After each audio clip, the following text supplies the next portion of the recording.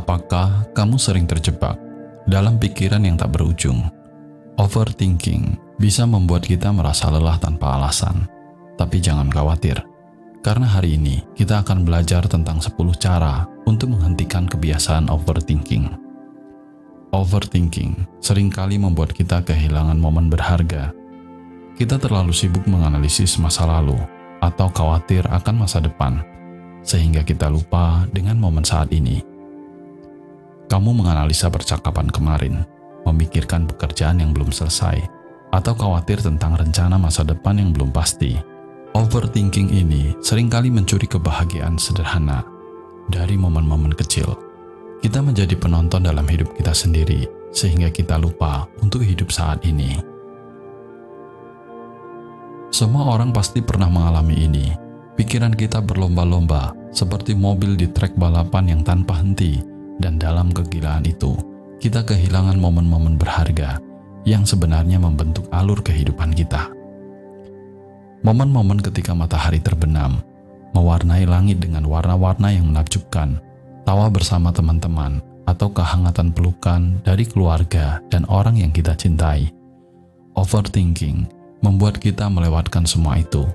Maka dalam video ini, kita bisa belajar untuk membebaskan diri dari belenggu pikiran yang tidak produktif dan memulai menikmati kekayaan hidup yang sebenarnya. Langsung saja, mari kita mulai.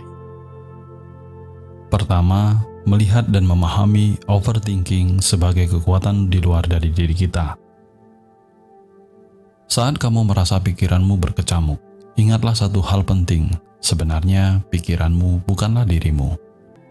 Pikiran adalah produk otakmu, seperti ombak yang datang dan pergi di lautan luas kesadaranmu. Kamu adalah pantai yang tenang, dan pikiran-pikiran itu hanya ombak yang sementara menyentuh tepianmu. Di sini kita berusaha belajar untuk menjadi pengamat yang bijaksana, seperti seorang penjaga gerbang yang hanya tahu jika ada orang yang berlalu lalang di gerbang itu, membiarkannya secara alami tanpa mencampuri proses yang terjadi. Artinya, kita bisa belajar untuk mengamati pikiran kita tanpa harus terlibat secara emosional. Ini adalah langkah pertama untuk mengendalikan overthinking. Pikiran yang berlebihan seringkali dipicu oleh kekuatan luar yang tidak kita sadari, seperti tekanan sosial, kenyataan yang tidak sesuai harapan, atau bahkan berita yang kita konsumsi. Dengan mengakui bahwa faktor-faktor ini berada di luar dari kendali kita, kita bisa mulai melepaskan diri dari cengkraman hal-hal ini. Edukasi dirimu tentang cara kerja pikiran. Pahami bahwa pikiran seringkali berlebihan karena ingin melindungi diri kita dari potensi bahaya. Tetapi dalam banyak kasus, justru hanya menciptakan stres yang tidak perlu. Dengan pengetahuan ini, kamu bisa memulai mengubah cara kamu berinteraksi dengan pikiran. Mulailah dengan latihan sederhana. Setiap kali kamu menemukan dirimu tenggelam dalam overthinking, ambil napas dalam-dalam dan katakan pada diri sendiri, ini hanyalah pikiran dan aku adalah penguasa pikiranku sendiri. Dengan mengulangi afirmasi ini, kamu akan memperkuat kemampuanmu untuk memisahkan diri dari overthinking dan kembali ke saat ini yang penuh dengan kemungkinan dan keindahan yang nyata. Kedua, kamu memiliki kendali atas tindakan apa yang akan kamu ambil. Ketika pikiranmu terasa seperti kerumunan yang bising, mencari perhatianmu dengan 1000 suara yang berbeda, ingatlah bahwa kamu memiliki kekuatan untuk menenangkan keramaian itu. Alihkan energimu dari kekacauan pikiran yang mengganggu ke aktivitas yang produktif, ke tindakan yang memberi nutrisi bagi jiwa dan tubuhmu. Di sini kita belajar bukan hanya tentang berpikir, tetapi tentang bertindak. Jadi daripada membiarkan pikiranmu mengembara ke apa yang bisa terjadi, bawalah dirimu kembali ke apa yang bisa kamu lakukan sekarang. Ini bisa berarti menulis rencana untuk hari itu, berolahraga, atau bahkan memulai proyek baru yang telah kamu impikan. Lakukan sesuatu yang membuatmu merasa berkembang. Apakah itu belajar keterampilan baru, hobi, atau menciptakan karya seni? Setiap kali kamu menyelesaikan tugas, bahkan yang kecil sekalipun, kamu membangun rasa pencapaian dan kepercayaan diri yang akan menenggelamkan suara-suara overthinking. Inilah bahwa setiap tindakan yang kamu ambil adalah batu bata yang membangun istana masa depanmu. Dengan fokus pada usaha dan bukan hasil, kamu akan menemukan bahwa kamu tidak hanya mengurangi overthinking, tetapi juga membangun kehidupan yang kamu inginkan satu langkah pada satu waktu. Jadi, saat kamu merasa pikiranmu mulai berlari liar, ambil buku catatanmu, buat daftar tugas dan mulailah dengan hal yang paling mudah. Biarkan kepuasan menyelesaikan tugas-tugas itu membawa kamu kembali kepada saat ini, di mana kamu adalah arsitek dari kebahagiaanmu sendiri. Ketiga, segalanya pasti berlalu. Dalam hiruk-pikuk kehidupan sehari-hari, kita sering lupa bahwa semua hal bersifat sementara. Kita terjebak dalam rutinitas, kekhawatiran, dan rencana yang membuat kita lupa akan hakikat dasar alam semesta yang bercorak tidak kekal. Segala sesuatu akan berubah, termasuk apa yang kamu khawatirkan juga akan berubah. Di sini kita belajar untuk merangkul konsep ini, bukan sebagai sesuatu yang menakutkan, tetapi sebagai sumber kekuatan. Ketika kita mengingat bahwa segala sesuatu baik itu kesenangan, kesedihan, kesuksesan, atau kegagalan adalah sementara, kita bisa menemukan kebebasan dari beban overthinking. Pikirkan tentang saat-saat indah dalam hidupmu, seperti pertemuan dengan teman lama atau pencapaian yang kamu banggakan.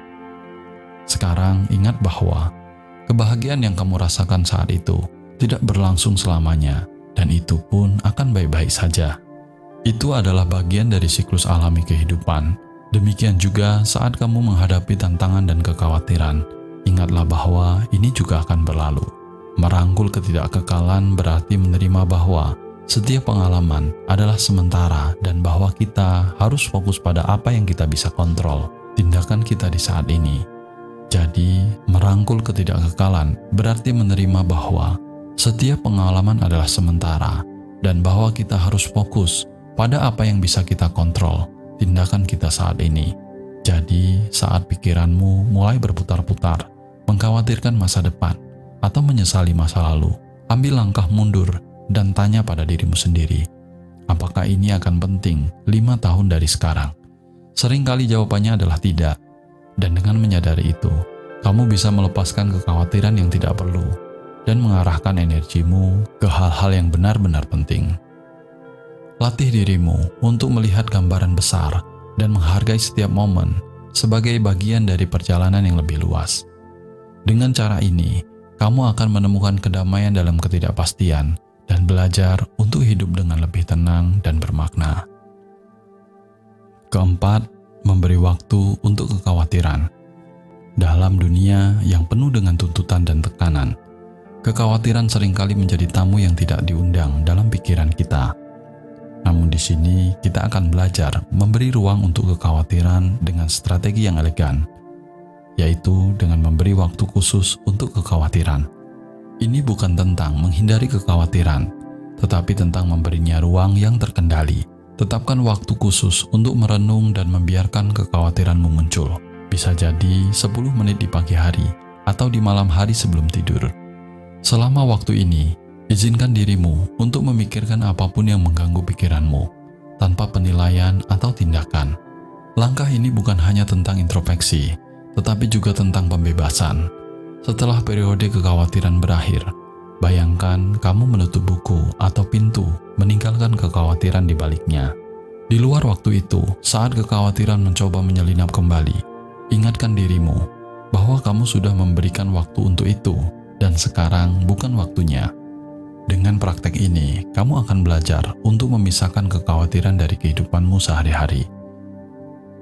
Kamu akan menemukan bahwa banyak kekhawatiran yang sebelumnya tidak mendesak dan penting, sebenarnya tidak memerlukan perhatian konstanmu. Ini membantu kamu untuk lebih hidup saat ini, menikmati kehidupan tanpa beban pikiran yang tidak perlu. Ingatlah, kekhawatiran adalah seperti awan yang menggelantung di langit pikiranmu. Mereka datang dan pergi. Dengan menciptakan periode kekhawatiran, kamu belajar untuk mengamati awan-awan itu tanpa harus terjebak di dalamnya.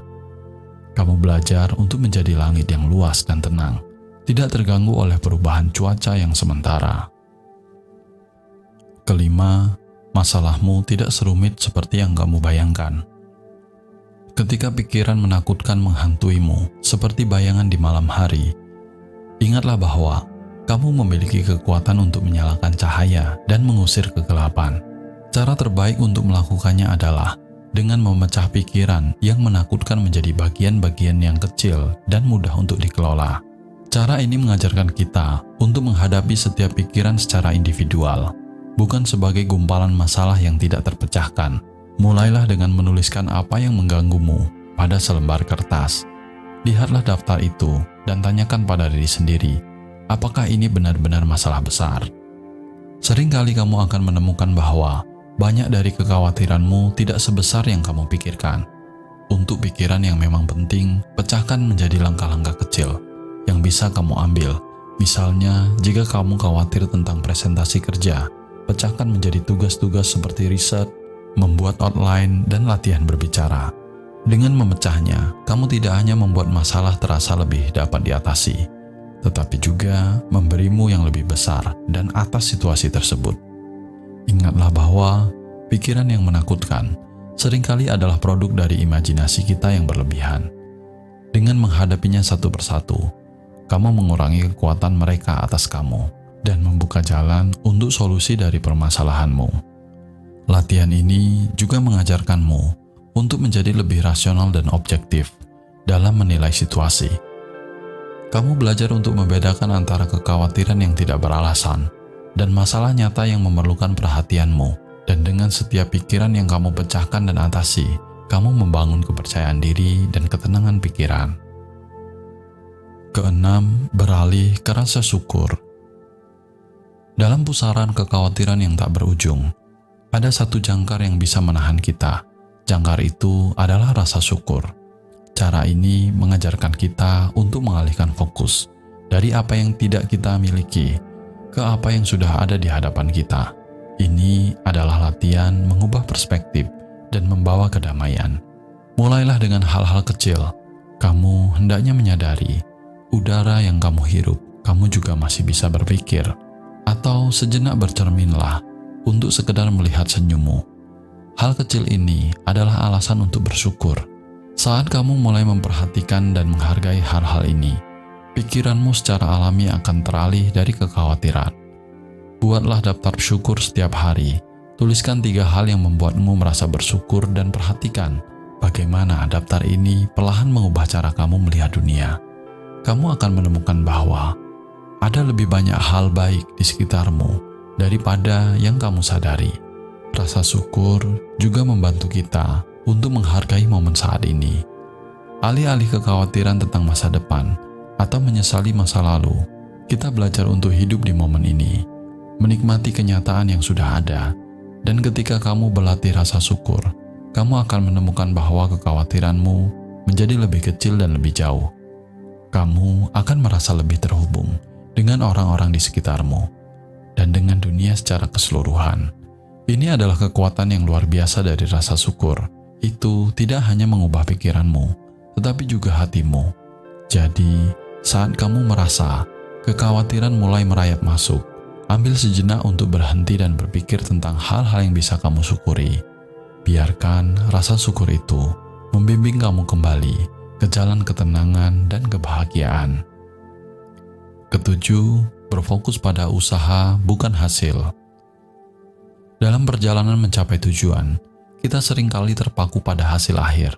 Namun di sini kita belajar bahwa hasil bukanlah segalanya. Usaha yang kita lakukan untuk mencapainya adalah yang paling berharga.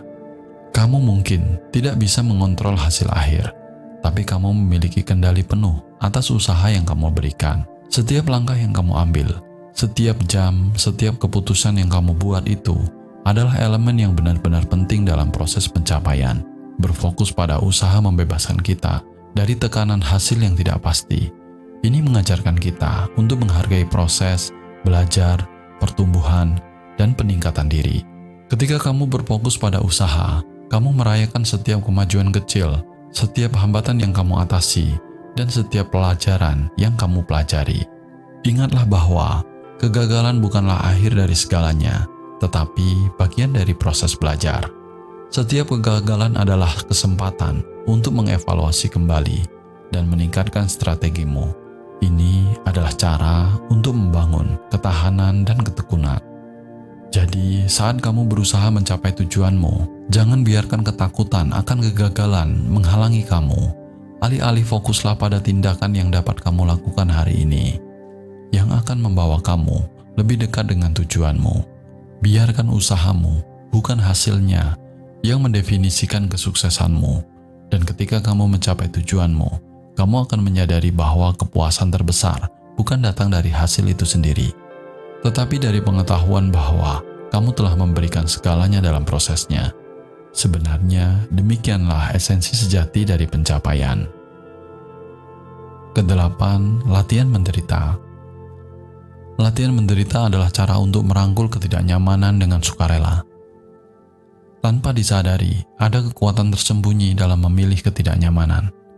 Di sini, kita belajar untuk tidak hanya menerima ketidaknyamanan yang datang secara alami dalam hidup, tetapi juga untuk berlatih ketidaknyamanan dengan cara sukarela. Terkadang dengan melihat penderitaan dengan jelas, kita akan mengerti kebahagiaan yang sesungguhnya. Ini adalah latihan yang membangun ketahanan dan keberanian. Ketika kamu sengaja memilih atau keluar dari zona nyamanmu, entah itu dengan mandi air dingin di pagi hari, berjalan kaki lebih jauh dari biasanya, atau menghadapi rasa takut berbicara di depan umum, kamu mengasah kemampuanmu untuk menghadapi ketidakpastian. Latihan ini mengajarkan kita bahwa kita lebih kuat dari apa yang kita pikirkan. Ketidaknyamanan menjadi semacam latihan mental, mempersiapkan kita untuk tantangan yang lebih besar dalam hidup. Setiap kali kamu menghadapi ketidaknyamanan dan bertahan, kamu memberitahu dirimu bahwa kamu mampu mengatasi hambatan. Selain itu, berlatih ketidaknyamanan secara sukarela membantu kita untuk menghargai kenyamanan yang sering kali kita anggap remeh. Setelah mengalami dinginnya udara pagi, kehangatan matahari siang hari menjadi lebih berharga. Setelah berbicara di depan umum, momen-momen tenang menjadi lebih damai. Jadi, mulailah dengan langkah kecil. Pilih satu ketidaknyamanan secara sukarela untuk dihadapi setiap minggu. Catat pengalamanmu dan perhatikan bagaimana reaksi emosionalmu terhadap ketidaknyamanan berubah seiring waktu. Kamu akan menemukan bahwa apa yang dulunya menakutkan sekarang menjadi sumber kekuatan. Ingatlah bahwa kehidupan tidak selalu tentang mencari kenyamanan. Kadang-kadang menemukan kekuatan dalam ketidaknyamanan adalah apa yang membuat kita tumbuh dan berkembang sebagai individu. Ini adalah pelajaran yang berharga yang dapat kamu bawa ke setiap aspek kehidupanmu. 9. Merenungkan ketidakkekalan. Setiap detik yang berlalu adalah mengingatkan kita bahwa kehidupan ini sangat singkat. Di sini kita belajar untuk tidak hanya mengakui kenyataan ini, tetapi juga untuk merenungkan dan membiarkannya membimbing tindakan kita. Renungkanlah, setiap hari adalah lembaran baru dalam buku kehidupanmu. Kamu memiliki kekuatan untuk mengisi halaman-halaman itu dengan cerita yang bermakna, dengan tindakan yang mencerminkan nilai-nilai dan aspirasi terdalammu. Gunakan waktu yang kamu miliki untuk membangun hubungan yang kuat dengan orang-orang di sekitarmu, untuk mengejar gairah yang membara dalam dirimu, dan untuk memberikan kontribusi yang positif bagi dunia. Ini adalah cara untuk memastikan bahwa meskipun kehidupan adalah sementara, dampak yang kamu buat akan bertahan lama. Ketika kamu merenungkan ketidakkekalan hidup, kamu akan menemukan bahwa kekhawatiran sehari-hari menjadi lebih kecil. Kamu akan lebih cenderung berani untuk mengambil resiko, untuk mencintai dengan lebih bebas, dan untuk hidup dengan lebih berani. Ini berarti tidak melihat ketidakkekalan sebagai sesuatu yang suram, tetapi sebagai pemicu untuk hidup yang lebih penuh semangat. Ini adalah undangan untuk menghargai setiap momen, untuk belajar dari setiap pengalaman, dan untuk tumbuh dari setiap tantangan. Jadi, saat kamu merasa terjebak dalam rutinitas atau kekhawatiran, ambil waktu untuk merenungkan ketidakabadian hidup. Biarkan itu menjadi lampu yang menerangi jalanmu, mengingatkan kamu bahwa setiap tindakan yang kamu lakukan memiliki arti dan tujuan. Ke-10, memupuk kebijaksanaan. Perjalanan hidup adalah ekspedisi yang tidak pernah berakhir. Di sini kita menyadari bahwa kebijaksanaan tidak hanya ditemukan dalam introspeksi, tetapi juga dalam mencari pengetahuan di luar dari diri kita. Buku-buku adalah harta karun kebijaksanaan yang tak terhitung jumlahnya, menawarkan pelajaran dari masa lalu dan wawasan untuk masa depan. Setiap halaman yang kamu balik adalah langkah lain dalam perjalananmu menuju pemahaman yang lebih dalam. Dengarkan juga ceramah dari para pemikir dan praktisi. Suara-suara ini bisa menjadi pemandu yang membawa kamu ke sudut-sudut pikiran yang belum pernah kamu jelajahi. Mereka bisa menantangmu, menginspirasimu, dan terkadang mengubah cara kamu melihat dunia. Berdiskusi dengan orang lain juga merupakan cara yang kuat untuk memperluas pemahamanmu. Setiap percakapan adalah kesempatan untuk melihat dunia dari perspektif yang berbeda, untuk mempertanyakan asumsi, dan untuk memperkaya pemikiranmu dengan pengalaman dan ide-ide baru. Ingatlah bahwa kebijaksanaan tidak selalu datang dalam bentuk jawaban yang jelas. Kadang-kadang itu muncul sebagai pertanyaan yang lebih dalam, sebagai keraguan yang produktif, atau sebagai pemahaman yang tiba-tiba tentang suatu konsep. Jadi, bukalah dirimu terhadap semua sumber pengetahuan ini. Biarkan mereka menjadi alat yang membantu kamu membangun pondasi filosofis yang kokoh. Kebijaksanaan ada di mana-mana, dalam buku, dalam percakapan, bahkan dalam kesunyian. Jika kamu mencarinya dengan hati yang terbuka dan pikiran yang ingin tahu. Semoga 10 langkah ini dapat memberimu kekuatan untuk mengatasi overthinking dan menjalani hidup yang lebih tenang dan terkendali. Semoga video ini bermanfaat dan semoga semua makhluk hidup berbahagia.